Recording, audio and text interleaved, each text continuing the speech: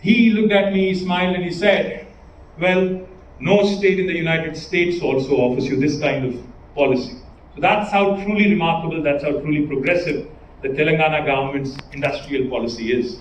For those of you who are thinking, who are smirking, this policy has been approved in 2014 November, and we are here in December 2021. Let me tell you, 500 clearances so far, all in a time-bound manner in less than 15 days. And in fact, in some cases, you would be amazed, we were able to give clearances in less than 11 days, 10 days. That's how efficient Telangana government's delivery has been. And as they say, what matters really is not just new investors, but existing investor sentiment also. The government of Telangana, in fact, has been able to attract several $1 billion of investment in the last 7.5 years. More than $33 billion of investment have come into Telangana.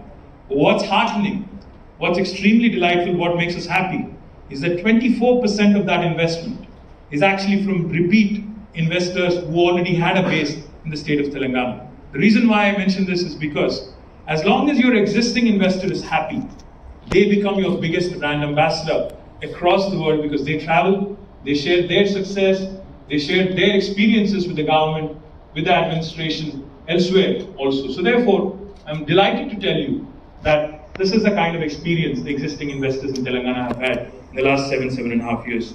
More importantly, a couple of things we admire. In fact, when I met the ambassador and the consul general, I told both of them, a couple of things I admire in Germany. And I have discussed this several times with Mr. Reddy as well. The one thing I really admire in Germany is the dual degree program that you have, where you have your students who love to emulate in Telangana. In fact, that is something we need to emulate in India if we really have to compete with the large manufacturing countries like China and United States.